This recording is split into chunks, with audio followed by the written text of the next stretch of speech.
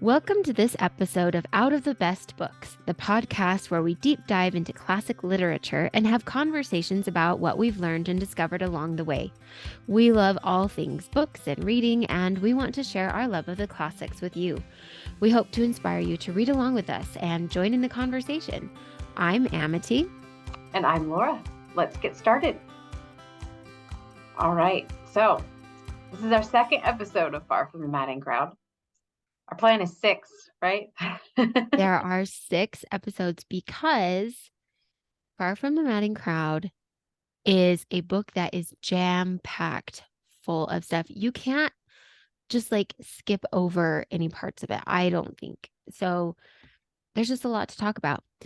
Up to this point, in our first episode, we covered chapters 1 through 10. We met all of our main characters. We met Bathsheba Everdeen, who has inherited a farm from her uncle.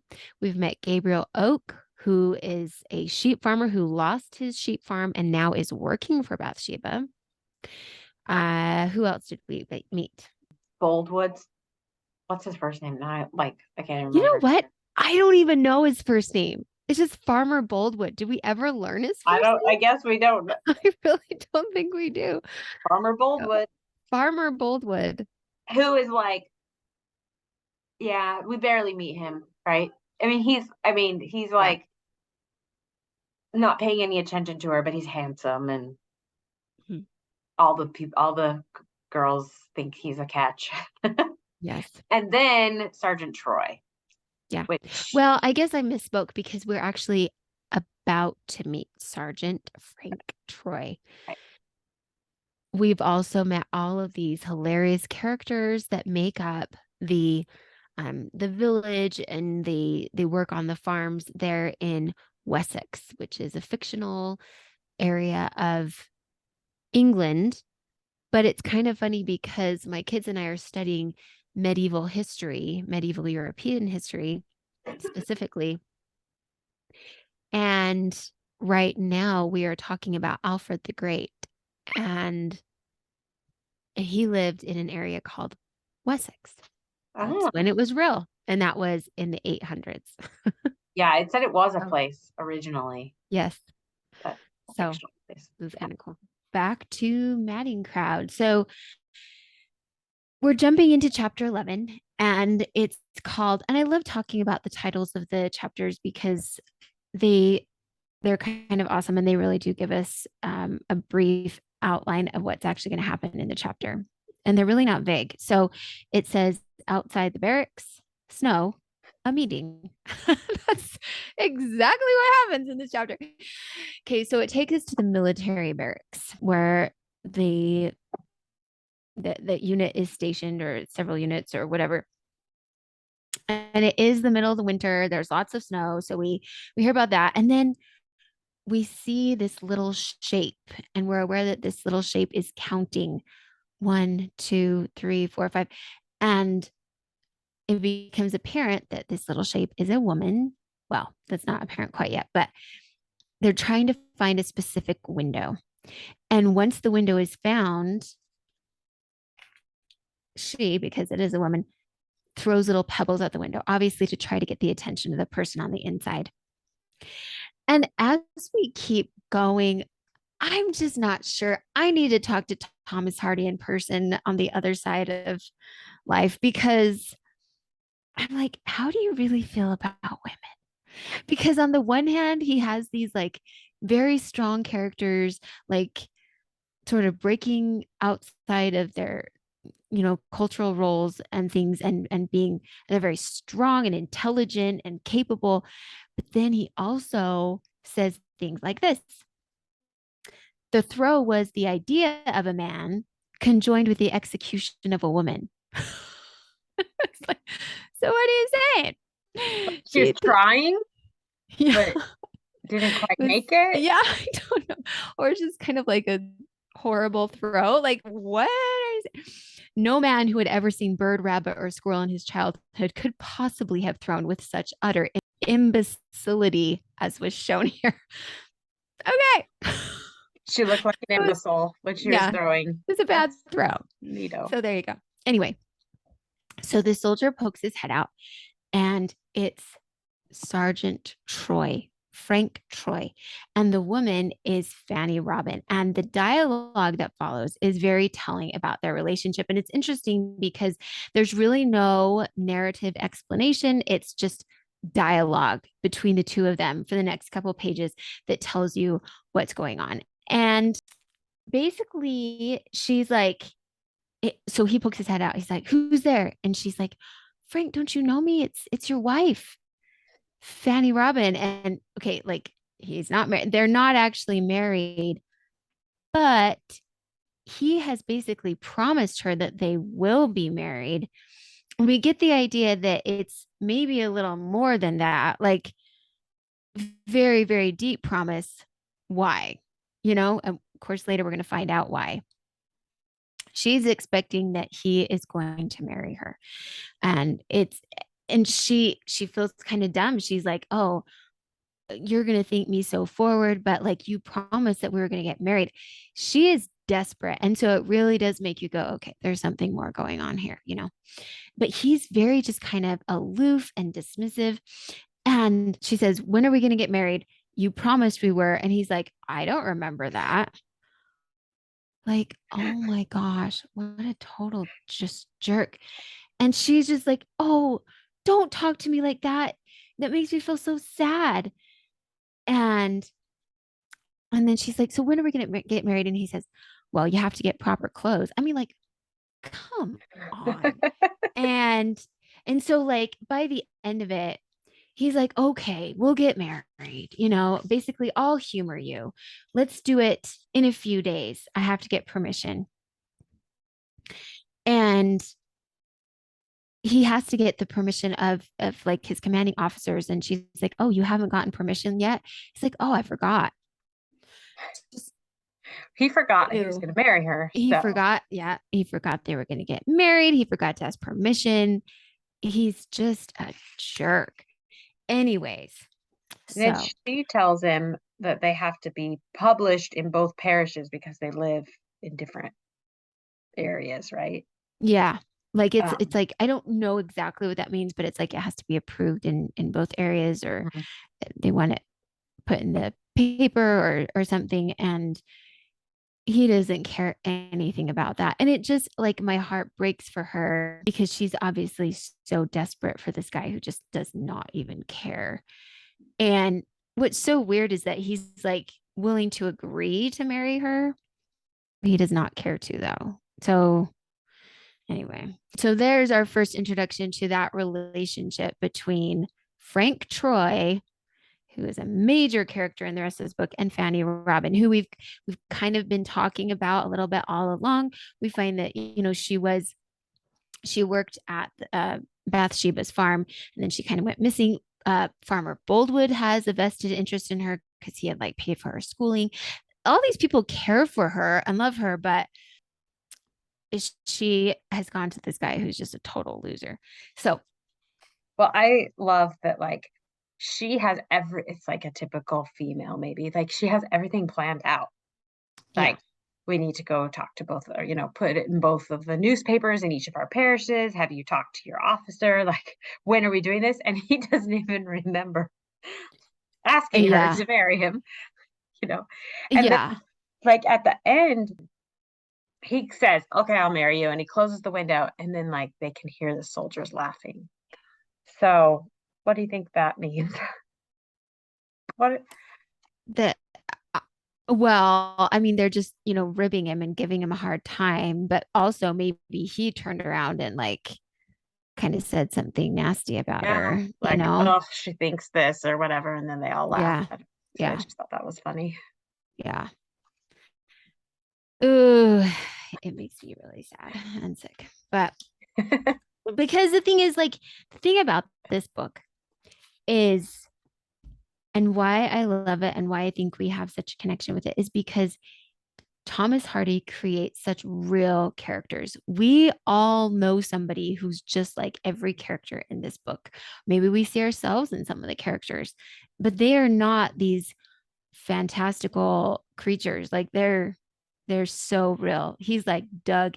He's obviously like observed people, he knows people, and he has created these extremely real I people. So, I think what she's going through in this chapter is like a lot of females, it's their worst nightmare.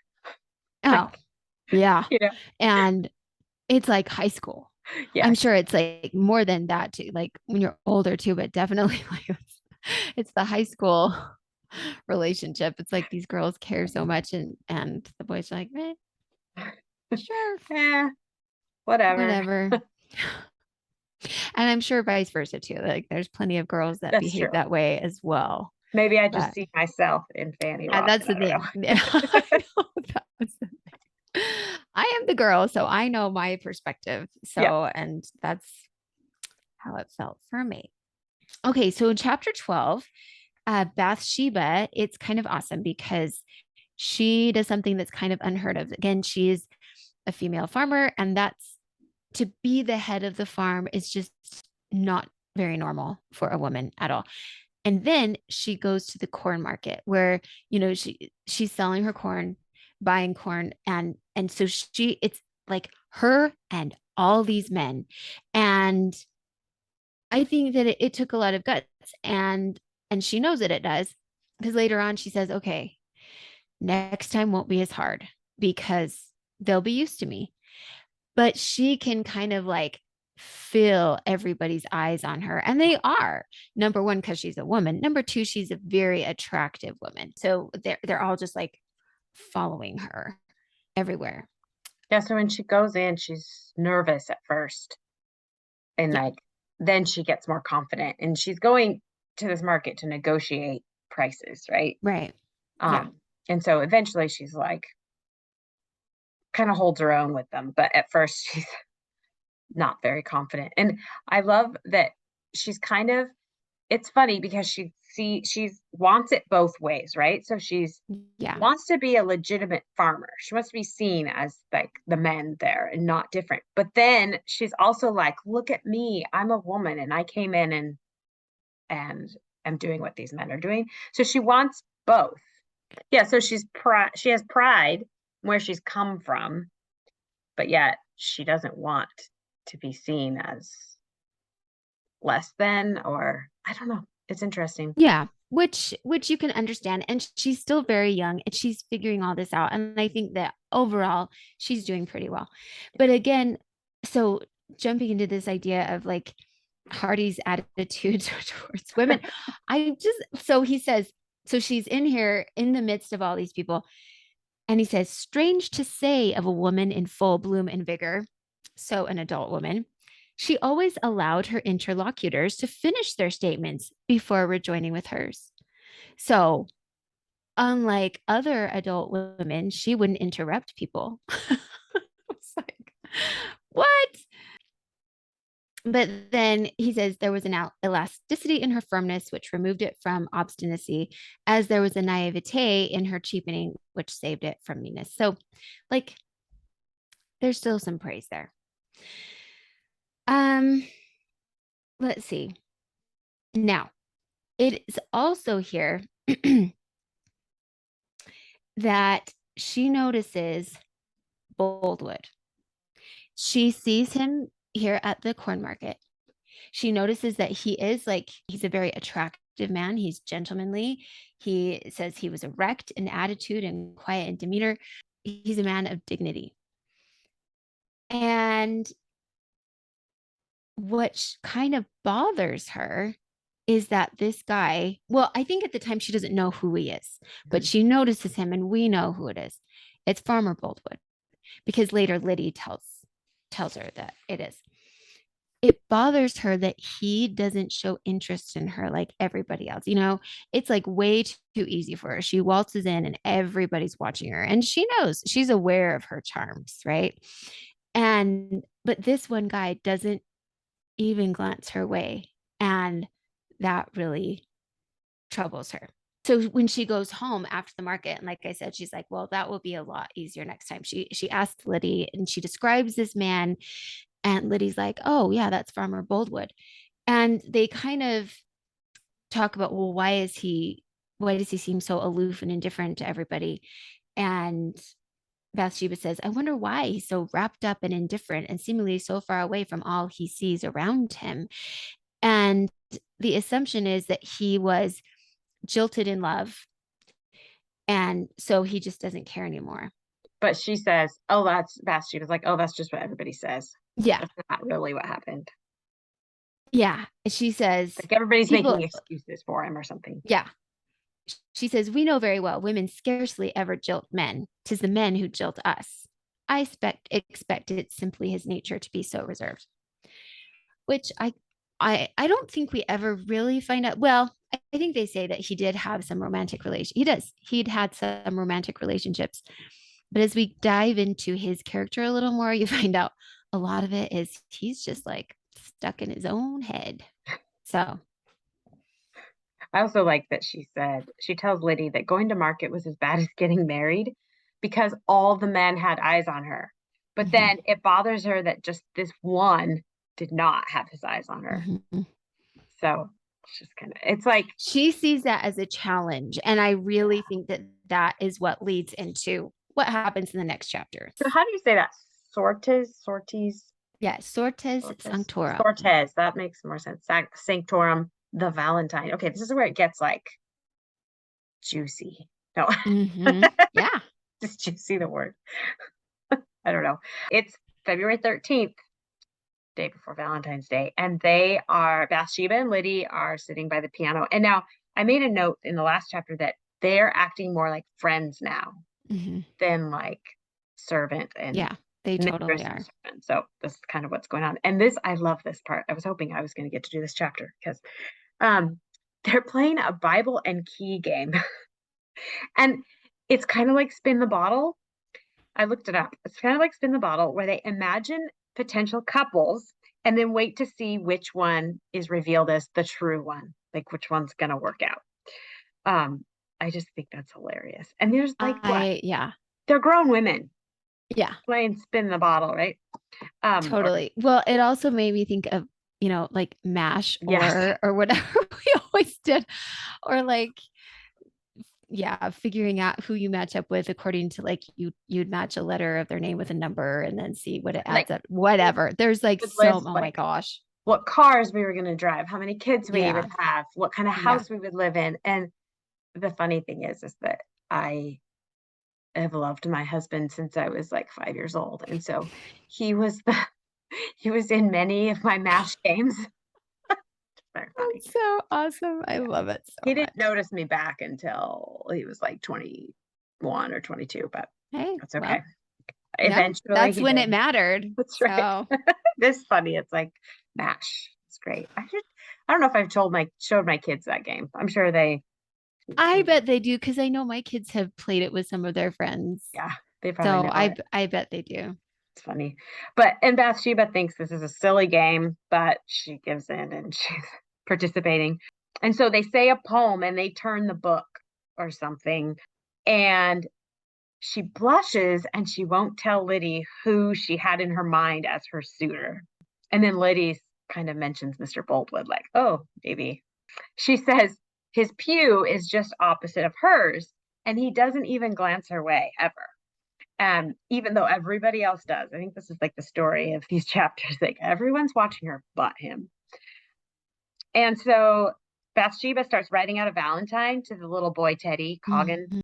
And Liddy mentions it would be fun to send one to Boldwood. And she again says that's silly. And she says that the book says, I don't remember if she said it, that she's embarrassed because the most dignified man in the parish won't even meet eyes with her. Yeah, and even more than that, it's Liddy who brought it up. So she's like doubly embarrassed because not only will he not notice her, but Liddy and probably others have noticed him not noticing her. Yes, exactly. So that is a smack to her pride. And she says, I don't want to send the Valentine to Teddy because he's so naughty. It doesn't go into, I don't think it goes into any detail about that, but he's too naughty to get a Valentine. So they toss the book again, and it might be something different. It says that I wrote down that they toss a hymn book, and it's like tossing a coin. Yeah. If it lands shut or closed, that's what determines what they're going to do. The book lands shut. And so she says she will send the Valentine to Boldwood. And she seals it with a stamp that says, "Marry me." But it is anonymous. Girl. Yeah. She doesn't sign Or her name. so she thinks. Well, Yeah. yes, for now, it's anonymous. So I loved that chapter. I just thought that was hilarious. It kind of a little bit, I think of like Jane Austen-ish kind of Oh, like yeah. games and Yeah. Or Shakespeare. Midsummer Night's Dream comes to mind. These games that they think are innocent, they turn into complete disasters. So, yeah. Okay. So chapter 14. Now what's going to happen with the letter? So he gets the letter and he sees the seal that says, "Marry me." And it seems like he might for a second be excited about it. And so he puts the letter in the corner of his mirror and he goes to bed.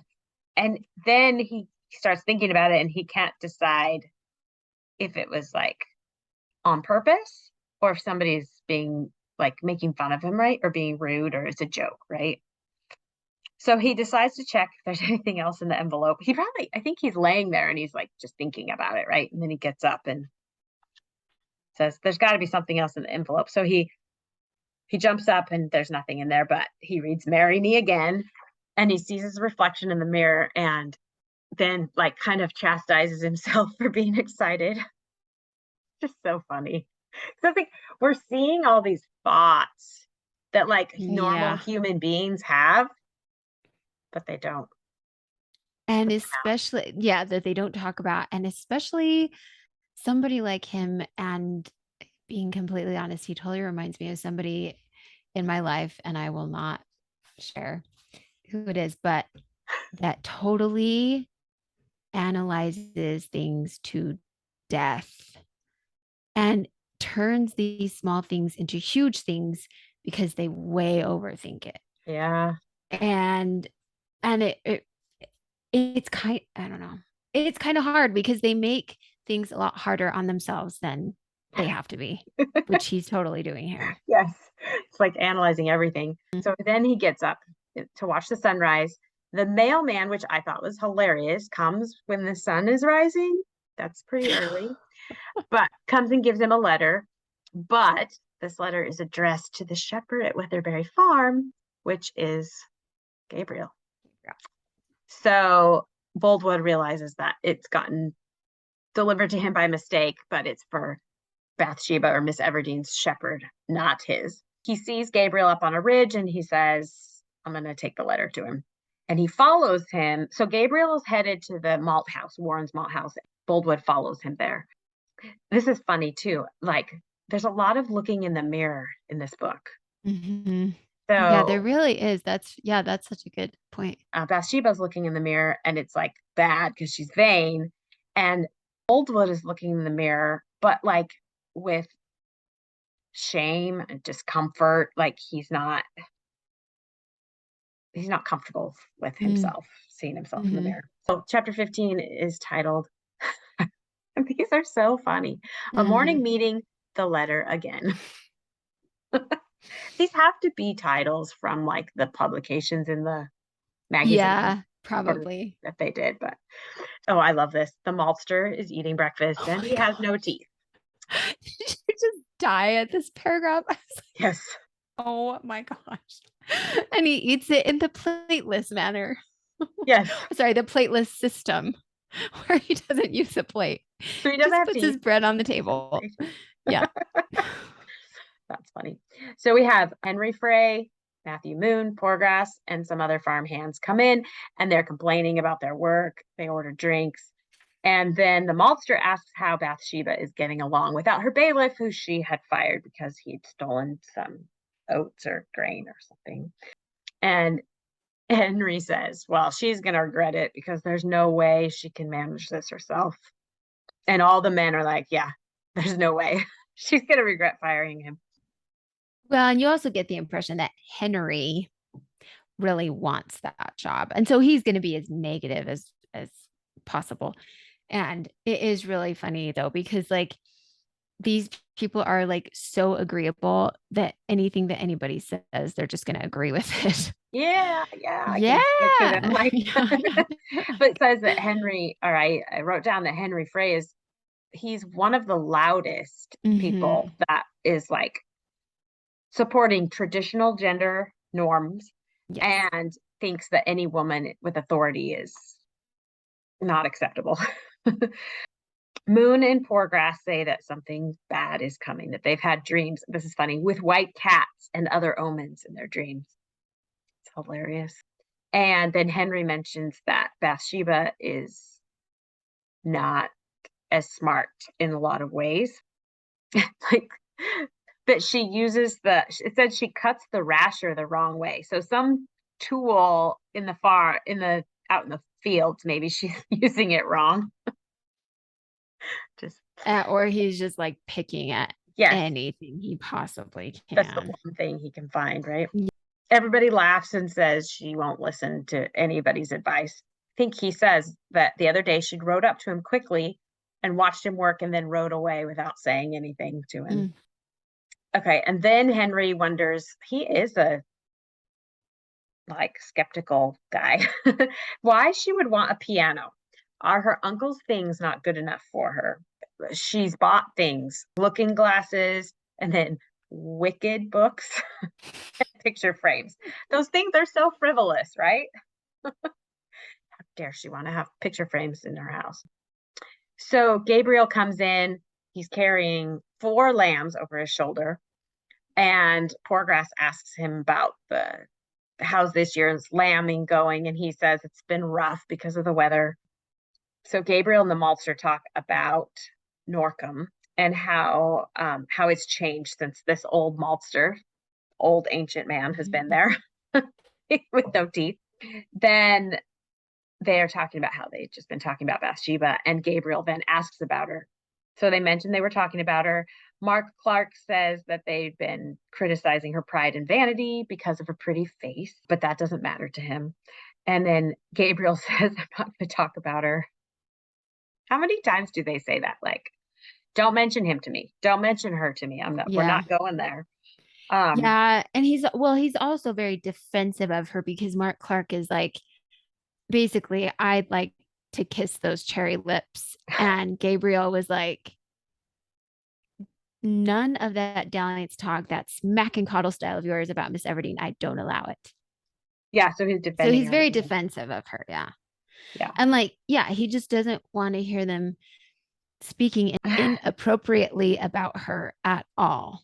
In fact, he gets a little bit forceful with it down there. Maybe you're going to talk about that. He like puts his fist on the table and he's like, that's my fist. Now, the first man in the parish that I hear prophesying bad of our mistress, why, he'll smell and taste that. So he's like, I'll beat you up if you talk Yeah, badly but he about her. probably feels like not only does he like her, Mhm. but he also works for her. Mhm. So he probably feels a duty to be loyal and defend Yeah. her. And he Yeah. says He's very protective. anyone who talks against her is going to have to answer to him.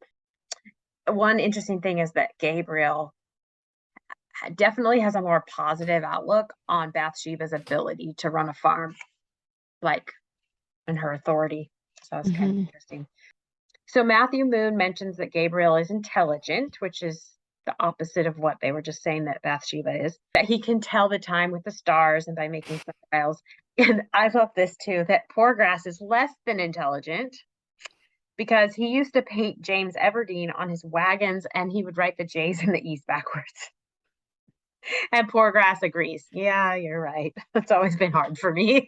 Those letters, sometimes they come out backwards. I just thought that was really funny. The lambs start bleeding again. And so Gabriel gives them some milk, and then Boldwood comes in to give Gabriel that letter that he had gotten by accident and followed him in. And it's from Fanny, who'd sent money that she owed to Gabriel back when he had given her money. And she says that she's paying him back because she's going to get married to this young man named Sergeant Troy. And she asks him to keep this letter a secret. And he shows the letter to Boldwood, and Boldwood says he's never going to marry her. Yeah. Yeah. She's she's lost her character because Troy's never going to marry her. And so then Cain comes in and says that the Hughes need Gabriel, so they leave together, and Boldwood goes with them. And as they're walking, he pulls out this letter and asks Gabriel this, the first letter, so the Valentine that's from Bathsheba, Mhm. if Gabriel might know whose handwriting this is. And he immediately says, "Oh, that's Miss Everdeen's handwriting." But then after he says it, I think he realizes, "Oh, I think this was supposed to be anonymous." Like, maybe I should have Yeah. said Yeah. who that was, that I knew exactly who that was from. And Boldwood, he protests. He says, like, the fun in it is trying to guess who sent the Valentine. But he doesn't say fun like fun. He says it like it's torture. Hmm. And Which it Boldwood, has been. yes, because he's torturing himself about who sent this and if it was a joke and if it was real. And but he'd used that letter, the second letter from Fanny, to come to Gabriel and get the information that he wanted from him about the Valentine. And he kind of tries to act casual about it, but he's disturbed when he finds out that it was Bathsheba that had sent it. Yeah. Quite a chapter. Yeah. So much in that. Yes. And we kind of like, you know exactly how Gabriel's feeling because you have those exact same feelings when you're like, I always say high school because I was married not very long after high school, whether it was high school or college or whatever. And you like somebody so much and you totally see them giving their attention to somebody else. And you're like, what are you doing? And just this sinking feeling. And it's kind of miserable. Poor Gabriel. I did have that actually with my husband. Did you? Yes. Okay, you're up. Okay. All right. So we're leaving the comedic relief. We're leaving Boldwood and Gabriel and Bathsheba for a little while. And we're jumping into another scene. And this scene is two churches. The title of this chapter is All Saints and All Souls.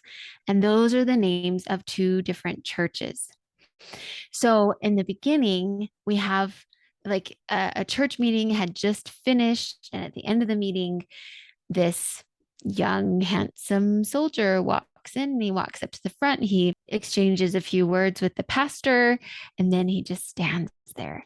And everybody, all the congregation, they're aware that, oh, there's going to be a wedding. And so they're like, oh, we want to see it. So most of them stay, especially the women and girls. Most of them stay because they want to see this wedding happen. And they're like, I wonder who the woman is.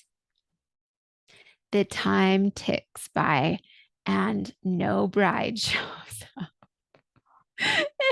This is also worst nightmare. Yes. He's just standing there and standing there and standing there. And so like an entire hour, I think, goes by and he finally just like spins on his heel, keeps his chin up, and he like marches out of the church without a word to anybody. And as well, and also people have started to like laugh and it just I'm sure out of, well, of course there's the jerks out there, but I'm sure just out of like pity and awkwardness and like this would be like worst case scenario and here it is, and felt really bad for him. But he walks out of the church and as he does, Fanny comes running towards him and she's like, "Oh, Frank, I thought that we said this other church, All Souls Church. And so I was standing out there for the longest time. And then what did she say? I thought that church with the spire was All Saints. I'm sorry. So she didn't think that they said the wrong church. She just got the churches confused. So she thought this other church was the All Saints church. She'd been standing out there for the longest time. Right when she was supposed to be there, she was there. She finally left because she was like, well, maybe I got the day wrong. And so she started to leave. And then she sees him coming out. She's like, oh, crap. And she's like, can we do this tomorrow? Can we try it tomorrow? And he's like, nope. He's like, I don't go through that experience again for some time. I warned you. She's like, it was it like it's such a huge mistake? Can we please do it? And so she's like, when is this going to happen? He says, I don't know. And then he God just only leaves. knows. Yeah, God only knows. So see ya. And again, like if it in all their interactions, I think about a man who truly loves and adores his wife, and he's willing to go through a lot for her. Like something like that would happen, or a man who loves and adores his fiance, something like that would happen, and he might be a little, maybe a little peeved, but he'd probably most likely like laugh it off and be like, yeah, let's try again, but he That's does what not truly I think love that's her. the comedy in this is like Hmm. he's just like, you missed your chance. Right, Yeah, yeah. Too bad. I was willing, but now I'm No, I'm too not. bad. Yeah. Okay, so then in chapter 17, we're in the marketplace, and we're back to our main fun story. And now we know Boldwood knows who sent him the Valentine. And now he's looking at Bathsheba with completely different eyes. We kind of get an idea of how he has thought of women up to this point. It says that to Boldwood, women had been remote phenomena rather than necessary complements. They're humans that are there, but we don't really need them in our life, right? And they're comets of such uncertain aspect, movement, and permanence that whether their orbits were as geometrical, unchangeable, and as subject to laws as his own, or as absolutely erratic as they superficially appeared, he had not deemed it his duty to consider.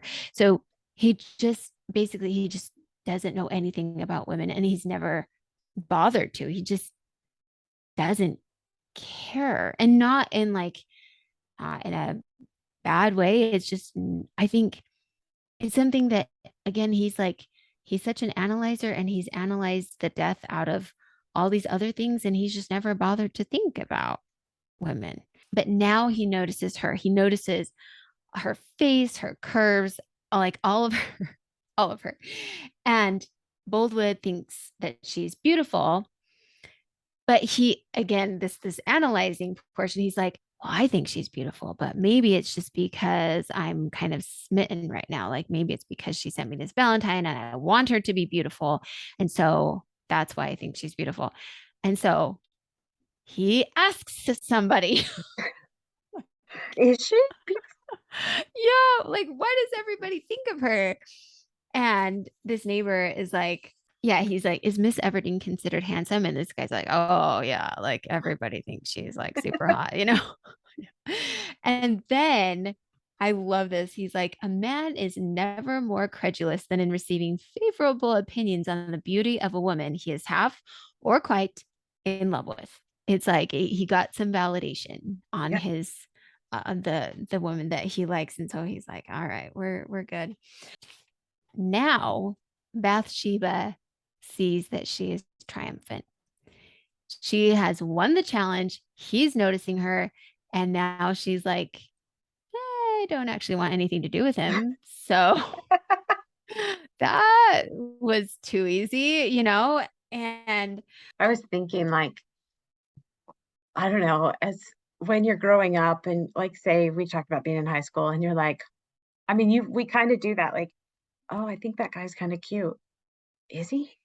Like, I gotta ask my friends. Do you think he's cute? or is it just because he talked to me? Like Yes. I mean, like totally knew these girls in school that if a guy talked to them, they were, it's just me. I'm like, oh my gosh, he's like the hottest guy ever. And you're like, but no, he's not.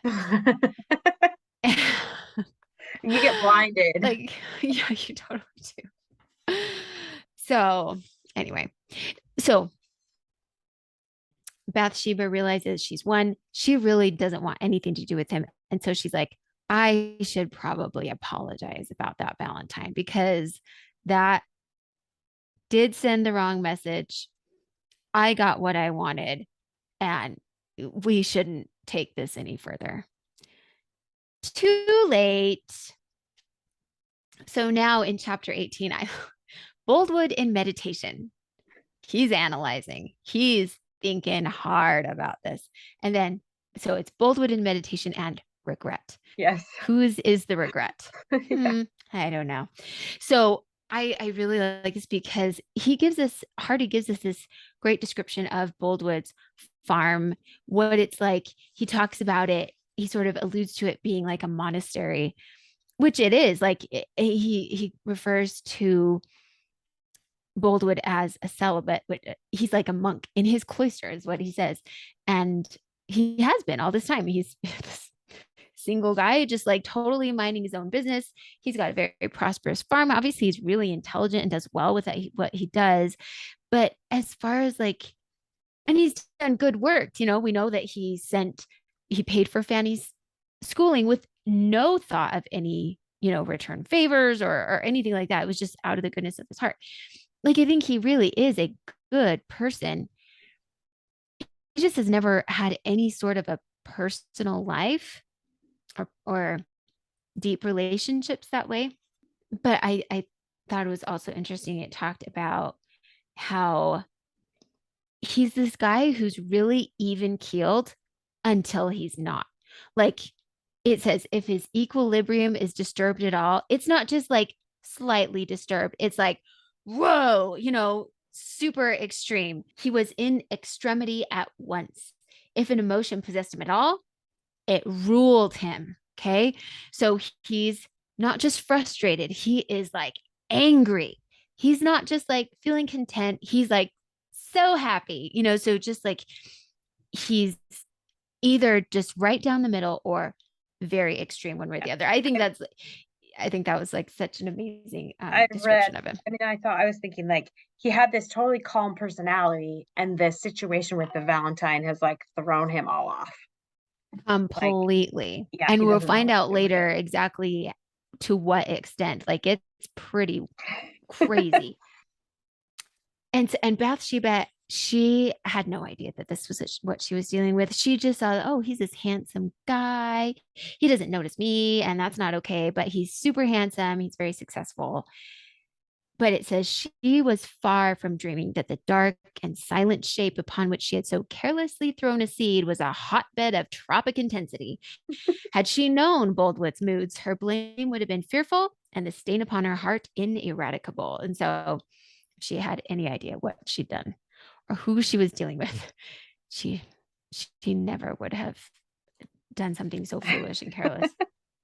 So if we're looking at the two suitors that we have so far, we have Gabriel, who in the beginning was this like mediocre guy, normal. And his tragedy has kind of forced him to grow. And Boldwood is changing now, but it's like kind of because of Bathsheba's actions. It's because of what she's done. So yeah, they're kind of like who she thought she was dealing with both of them in the beginning is not who she's dealing with now. Yeah, super true. Exactly. And they will stay changed forever. Nobody ever goes back. So he is just overcome with this emotion and desire. And so he's like, I'm going to go talk to her, So he sees Bathsheba and Gabriel, and they are working with the lambs. And what they're doing is they are trying to get these new lambs to take, and I always think that this part of books is really interesting. It maybe doesn't have a lot to do with the rest of the story, but when a ewe gives birth to a baby and the ewe the baby dies, they'll often take a lamb from another mother, because a lot of times sheep will have multiples. And the sheep mother, the ewe, doesn't necessarily have enough milk for all those lambs. And so they'll try to take the multiple, whether it's a twin or a triplet, and latch it onto the mother who doesn't now have a baby. And that takes quite a bit of work. I think they talk in here about sometimes skinning the dead lamb and putting that fleece over the lamb that they're trying to get onto this mother. We went to a sheep farm actually as a field trip, and it was really fascinating to watch because it was lambing season. And so there's these mothers that they would actually pen up in these tiny little cubes, really, with the baby lambs to try to get them together. Sometimes mothers even reject their own, and when that happens, those are the bum lambs. They try to get milk from whoever will give it to them. So anyway, they are super busy doing this. And this is their livelihood. It's really important to them. And Gabriel is an amazing sheep farmer. So Boldwood goes up to them and he sees that they know he's there and that they purposely are ignoring him. And so he's like, I'll just keep walking. I'll just pretend like I wasn't coming over here to talk to Bathsheba. And so he walks away. She totally knows that he'd come to try to talk to her, and she just doesn't want to. At the end of this chapter, she says she resolved never again, by look or by sign, to interrupt the steady flow of this man's life. But a resolution to avoid an evil is seldom framed till the evil is so far advanced as to make avoidance impossible. It's like deciding in the middle of you decide to go bungee jumping, and in the middle of your jump, you're like, you know what? I don't want to do that anymore. Too late. Yeah. She's like, I'm never going to do this again. Well, but you did. So Yeah, like I'm never going to run into him again, or I'm never talking to him yeah. again, but it's Mhm. gonna happen. Not yeah. This one interesting thing about this is that they're kind of on equal grounds when it comes to like their status, or they're both managing farms, but Right. he's so much less. He feels like less of an equal because of his inexperience with women. Like he doesn't have, he does. I mean, not that she really has much experience, I guess, but yeah, But she's a woman and she's the mystery to him. yeah. So, And she's and worried. she's like, what was that? She's worried about what she's done. Yeah. Yeah. Yeah. And she has a lot of sort of false confidence, I think, where men are concerned. So she thinks she knows, but she's learning that she doesn't. Well, yeah, she doesn't, because her sending the Valentine is like, Yeah. shows that they're both inexperienced, but he's feeling Yes. like she's more experienced Yeah. at the time. She's worried about what she's done because she really doesn't want to get married. And she's like, yeah, oops. I shouldn't have opened this can of worms for you. Did I skip that, or is that in a later chapter where she talks? I think it's in a later chapter where it really goes into like she doesn't need to get married. And so there's no reason for her to settle for somebody she doesn't love. But anyways, there's a whole psychological thing happening here. But anyway, it's so fascinating. Like when you really deep into these, it's like, it's just fascinating. Like if somebody just read it and didn't think or dig, I don't know. I'm kind of guilty of that normally, just reading and kind of getting the gist of what's going on, but not really. And so I just find it really interesting to really think about it and figure out what's going on. Yeah. It makes it so much more interesting and so much more. Oh, yeah. Yeah. So much less old. I don't know if that makes sense. Yeah, totally. And because you go, oh, these people are like exactly the same as us. Yes. And that's really, it's kind of fun. Yeah. So it has been fun. So chapter 19, I love this. The sheep washing, the offer. Finally, Boldwood, he calls on Bathsheba. He goes to her house, but she's not home. And he said he had forgotten that she was the mistress of an estate. I don't know how he had forgotten that, but maybe like he expected her to be home, but forgot she had things to do. So she was out. He sees her at the sheep washing pool. That sounds fun, right? I can only imagine. Gabriel, so all the men are there. Gabriel, Coggin, Moon, Poorgrass, and Cain Ball are there. And she's standing by the men, and they're pushing the sheep into this pool. And Boldwood comes to say hi to her. And she kind of backs off, like, because she decided she didn't want to talk to him again, right? Yeah. She decided she was done with this. And so she's a little standoffish. Well, she like runs away from him, basically. She's just like, she walks away. She says she went further among the high sedges, but he like follows her. He's like, no, come back. And she keeps walking and he follows her. Yeah, he's determined. He has a question to ask her. Yeah. He's like, I'm determined. He keeps after her, keeps pursuing her, and then he asks her to marry him. And she says, she's uncomfortable, and she says, I respect you, but I can't marry you. And now Boldwood is, I wrote down, he's not calm anymore. I think we're kind of freaking No. out.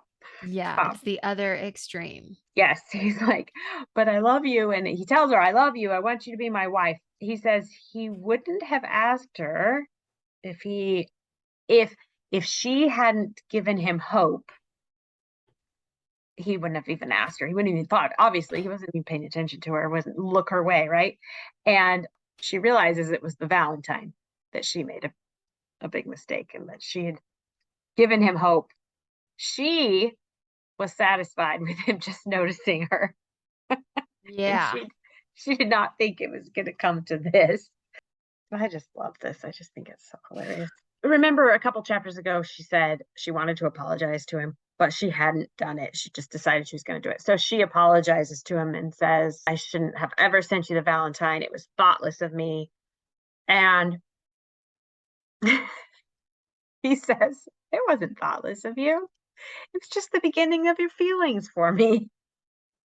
It's He hilarious. is relentless. It's hilarious. Yeah. And she's like, no, I'm not in love with you. This is not happening. And then he continues to try to convince her of all the things that she would have if she was going to be his wife. And she asks him, just let this go. Let's just let it rest. Then she agrees to think about it. And he asks him to leave her alone while she does think about it. Do you think Bathsheba is feeling like sympathy for him? And that's why she says, I'll think about it. Or do you think she's really going to think about it? You know, I feel like this is someplace that I can totally relate to her. Not that I've ever had somebody like try to propose to me over and over again, but it's like when you're at like a Mary Kay party or a jewelry party and they're like super pushy trying to get you to host a party and they say all these things and you're like, sure, I guess I will. You like totally don't want to, but Yeah. you feel so much pressure that you're like, I guess I can deal with this. Like, because I can't deal with them pushing me anymore. So I guess I'll just do that, which is like horrible. But I really feel like that's where she was because I went through and I like marked all the times she told him no. She told him no 5 different ways, and he just like kept pushing and pushing. And he laid on the guilt and he laid on like, but I love you. And he tried like so manipulative. And he's like, but I'll give you everything. You won't have to work anymore. And all these things. And it is really funny, but I'm also reading it going, Mary Kay parties. Yes. And you'll say anything to just get that uncomfortableness to stop right now. Yes, just to get it to stop right now. That's Yeah. exactly right. Yeah. Exactly That's probably right. how she was feeling. Like, I'll agree to it. So you'll just leave me alone right now and I'll deal with the problem of what I just said later. Yeah. And I think it's so telling when she's like, give me time. And he says, yes, I will give you any time. I'm happier now. And she's like, no, don't be happier if happiness only comes from my agreeing. Be neutral, Mr. Boldwood. I must think. And he's just like, I'll wait. I love it. Okay. So yeah, she got way more than she bargained for with, with that stupid Valentine. Oops. All right. So chapter 20. Perplexity, grinding the shears, and a quarrel. So I have a lot of words that I looked up the meaning to in this book, in this chapter, and one of them was loquacity. Oh, loquacity. And it just means they speak a lot. Yes. So like when I was little, my mom had us do, I've told you this a million times, do spelling words. and then we would learn the meanings too. And I think like loquacious was one Yeah. of the words that we learned. And so I knew that that meant like talkative. Anyway, Uh-huh. like a talkative person. So I love that. And then I know this might sound really dumb. Like there's some, I've told you before, there's words that I read that I just never like paid attention long enough to look at what it's called. But one of them was reticence. And I had heard it on a TV show too. And I was like, I don't know what that means. Anyways, being reserved, which I didn't, Mhm. yeah, I know. I need to go back to eighth No, but grade. it's something, but I don't know if I would, if you said, what's the definition of reticent? I'd be like, well, like pausing or being thoughtful or something, Yeah. but I don't know that I would necessarily think reserved. That's a better definition. Yeah. And the Did way they you? used it in the TV show I was watching, I was like, ah, yeah, that makes sense. Reticence, Yeah. the Okay. quality of being reserved. And then acquiesce was another one, which Mm. I know what that means, but accepting something reluctantly, but not protesting. So I thought that was kind of interesting. So you're Mm, like, okay, and kind of like her accepting that she was going to think about it. totally. I'll think about it, but Mhm. okay. Anyways, Did so you, because I circled several words in this chapter too. So if you didn't circle this one, you're a lot smarter than me. Super erogatory. no, I missed that. I was like, what is that? What is it? Super erogatory. And the thing is, I've read this book several times, lots of books, and I don't think I've ever seen that book before. So I looked it up and it just meant like characteristics that are like superfluous. Hmm. So his qualities were even superfluous. So, and she's talking about like all the reasons that he is like positive and good. Like his standing was sufficient. He was close to her doors. His qualities were even super erogatory. Like they were super, like maybe that just means like better than normal. Hmm. Like he's above average. Maybe that's what it means in this context. So I don't know. Interesting. Yeah, I Okay. totally missed Sorry. that Go word, ahead. but I did not know what it meant. Okay, so Bathsheba's thinking about how nice it is that Boldwood is like offering her everything she would want. And many women would just jump at the chance to take up his offer. And we know that because women had kind of tried before, right? Like he kind of had women at least watching him before, and everybody wanted to be with him. But she doesn't love him. And she's still getting used to being like the owner of this farm. So she feels like she kind of created this problem with sending the Valentine and that she needed to accept the consequences. So the next day, she goes and finds Gabriel grinding shears with Caney. And she asks to speak to him alone. And she asks him if things were said about her conversation with Boldwood yesterday. Because I think everybody's talking about all of this, right? Kind of around them and behind their backs. We'll kind of find that out soon in a couple chapters later. He said, yeah, it had been talked about. They're all Um, saying that you're going to be married. yes, he expected them to be married soon, which probably he's like, ugh, right? I guess they're going to get married. Everybody's talking about it. And Bathsheba says, nope. she she rejects that. And I think he looks like he doesn't believe her. And he looks sad, but he also kind of looks relieved. Yeah. Like maybe she's telling the truth. And he says, I could give you my opinion about what you've done, but you probably don't want to hear it. Yeah. And then he Well, just what goes really back. bothers me here is that she's like, I want you. Okay, so that's what everybody's saying. I want you to contradict it. You go tell everybody that it's not true. And he's like, well, I'm not going to say something that I don't believe, but I can give you my opinion. She's like, well, I don't want your opinion. And it's like, okay, so it goes back to that. You want things one way, but not another, you Yes. know? And she's like, well, I can tell you what to do and you just have to jump, but don't ever tell me what you think. And don't ever think that you can insert yourself, even though I'm going to insert myself into everything. But he tells her, like, you don't want my opinion. And then he just turns around and goes back to work. And she says, no, I yeah. want your opinion. And then she's like, okay, actually, I do want your opinion. Yeah, she's so Yes. funny. And so here's what he says. It is unworthy of any thoughtful and meek and comely woman. Then he says, perhaps you don't like the rudeness of my reprimanding you, for I know it is rudeness, but I thought it would do good. And then she answers, on the contrary, my opinion of you is so low that I see in your abuse the praise of discerning people. My opinion of you is so low. Yes. In our homeschool, we talk about logical fallacies every day. We cover a different one and we try to really learn about logical fallacies. And there's a lot.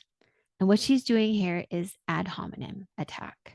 She's using the logical fallacy of ad hominem. She's not addressing the problem at all. She's just attacking him. Yes. You know, she's not like talking about what his opinion was or you know, well, why do you think that? Or discussing her own behavior in this at all. She's just like, well, I don't care what you say because I think you're stupid. Yeah. So, And you have no, like, your opinion of people, your discernment is off. yeah. Yeah. Yeah. So she's just attacking him. And then he says, I'm glad you don't mind it, for I said it honestly and with every serious meaning. And she says, I see. But unfortunately, when you try not to speak in jest, you are amusing. Just as when you wish to avoid seriousness, you sometimes say a sensible word. Yeah, she's like trying to get him with everything that she can, which everything she's saying is completely false. But Yes. anyway, Yeah, she starts to lose her temper. And mhm. he is like firm. He has control of himself. And then she says, I may ask, I suppose, where in particular my unworthiness lies. Yeah, In my because not she marrying still you? wants to know. Yeah, she really still wants to know, like, why Yeah. does he And have this opinion? he must have this opinion of her because she said she wouldn't marry him. Yeah, So he's just mad about that. And she said, am I not marrying you, perhaps? And he says really quietly, not by any means. I have long given up thinking of that matter. And then she says, or wishing it, I suppose. So, and then he says, or wishing it either. Like, it's just hilarious. It reminds me of Presley has this little friend that they just learned to ride bikes together. She's 5. Last Friday, they learned how to ride a bike without training wheels. And so we take them over to the church parking lot. We live next to a church and they've been riding their bikes. And today they cute. were like yelling at each other. Like as we were leaving, they were like running their bikes into each other and we were leaving and they were yelling at each other. He's going across the street to his grandpa's house and she's coming here and they're like, I'm never speaking to you again. It was the most funny thing I've ever seen. This just reminds me of this. These 2 5-year-olds. Yeah, Yeah, it's really and funny. they're really like good friends. It's Yes. Yeah. But good they're friends acting to like disagree. this in, what do you call it? Exchange reminds me of Yeah. like children. There's this awkwardness between Gabriel and Bathsheba because she wants his advice, but she's still his boss. And she still wants him to want to marry her, but she doesn't want to marry him.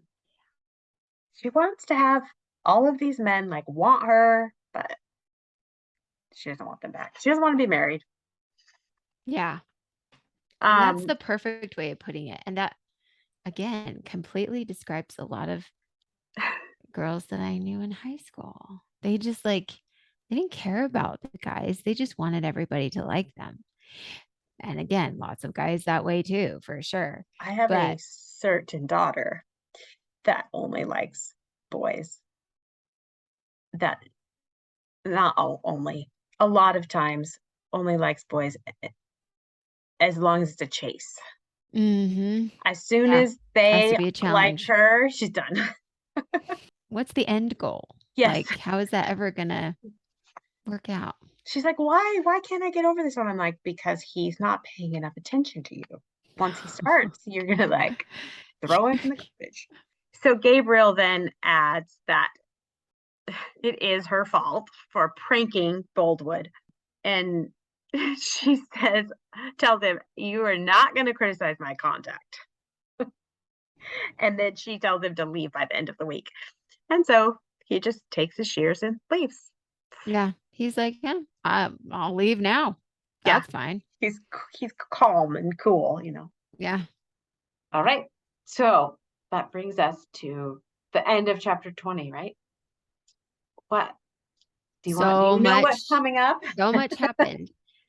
The next several chapters, we talked in our first episode about how chapters 11 through 20, the plot would thicken. In chapters 21 through 30, the plot just thickens even more because we know who Frank Troy is, but Bathsheba doesn't. But in chapters 21 to 30, she will come to know him. And Boldwood is still in hot pursuit. And things continue on in the farm, which also means like a building of the relationship and trust between Gabriel and Bathsheba. So it really is just like amping up these three relationships and these three suitors. So it's going to be fun. It just gets more fun, more and more fun. Yeah. Okay. So real quick, let's talk about what we're reading. Recently, I read The Violin Conspiracy by Brendan Slocum. And this book is written by an actual African-American concert violinist. He tells it as if he didn't really fit the mold of what a typical concert violinist is like. Anyways, so this is a fictional book, but it's about this man that's kind of like him. It's an African-American concert violinist that owns this violin. And it's an expensive violin that was given to him by his grandfather, and they find out that he gets the violin appraised, Okay. and finds out it's worth like $1 million. Oh, wow. Well, come to find out, the violin was given to this grandfather or great grandfather of his by a slave owner. And so the family now wants this white family now wants the violin and says it was theirs. And so there's this big conspiracy with that, but then the violin goes missing. And he's part of this like Russian competition, and he needs his violin to play in it, but he doesn't have it because somebody has taken it. And so it's like, was it this family who says it was theirs and has sued him and said you have to return the violin, or was it somebody else? And he has to figure out what he's going to do about going to play in this competition without the violin. And then you find out who took the violin. It's all very interesting. And that sounds really fun. Wow. As a musician, I really liked listening. Yeah, I bet. Listen to it, like, and there's a little bit of violin music in the background on the audio, but just talking about being a concert musician, it was fun to read. Yeah. I would highly recommend it. Very interesting. It was a page turner. I loved it. Who is the author of that again? Brendan Slocum. Oh, that's right. And he's very active on Instagram. Oh, so fun. If you message him, he'll message you back. Wow. That's cool. I haven't, but I know that he does. He's very responsive, and he's just a cool guy. I've watched him in some videos on YouTube where he was interviewed by by a library. He'll be on a panel, and he's really fun to listen to. That's cool. Yeah. Yeah, I'm going to have to go look him up. How fun. Okay, how about you? Awesome. So the book I wanted to talk about today is a book that I just finished with my kids, and it's called The Adventures of Robin Hood by Roger Lancelyn Green. Now, I first want to talk about the author himself because he's one that I didn't know very much about, but we have several books of his now, like King Arthur and his Knights of the Round Table, and now The Adventures of Robin Hood, and I think we've got another one. But so everybody knows C.S. Lewis and everybody knows J.R.R. Tolkien. Well, and that they were a member of this club called the Inklings, and they were this club that lived near Oxford, and they would meet and they would talk about the books they were writing. quite the club. And Roger Lancelin Green was a part of that club. So he was contemporaries with C.S. Lewis and J.R.R. Tolkien.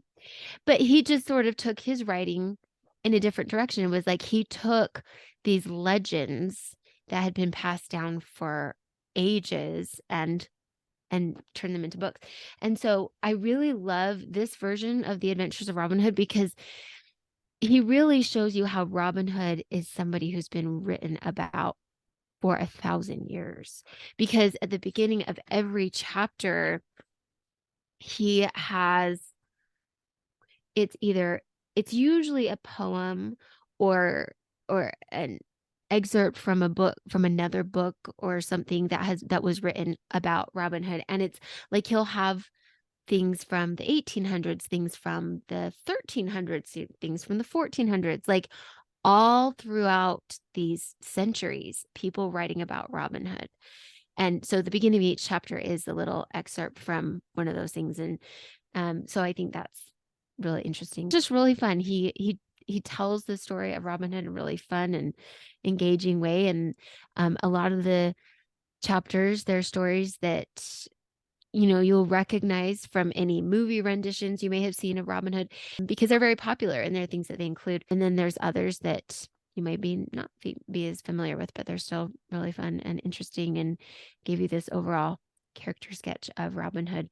And I think that there's sort of this idea that people don't really know if Robert Earl of Huntingdon was a real guy or not, or if Robert Earl of Huntingdon was Robin Hood, but seems very possible to me. So could be. Anyway, really fun. That's awesome. It's super fun book.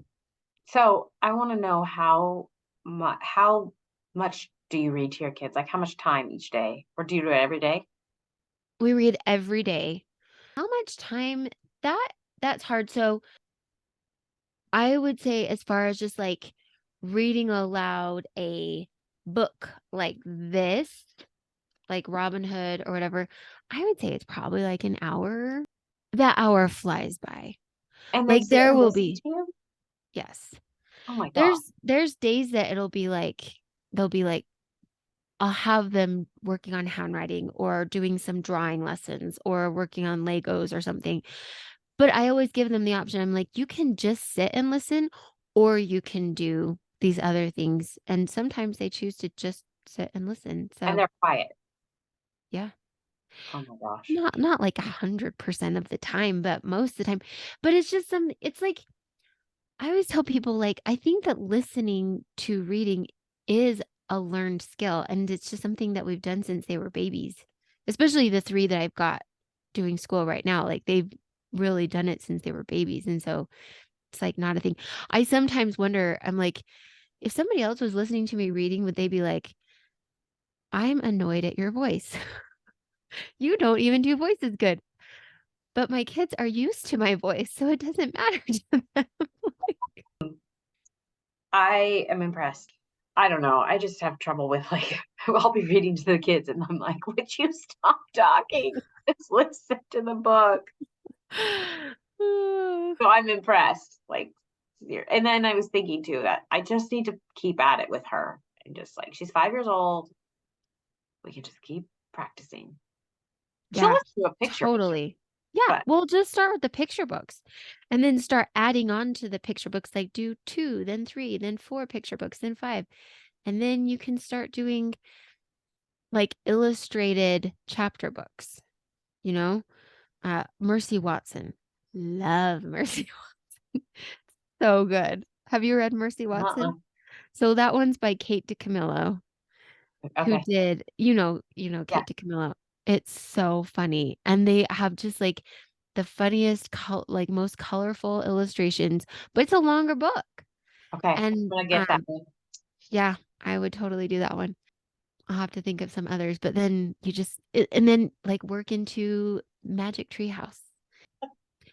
What Okay. might be good too, though, at least eventually would be like the Beatrix Potter, because I think that the Beatrix part, they have beautiful illustrations. The stories are not terribly long, but it also starts to get them used to the more sophisticated older language, you know? Yeah.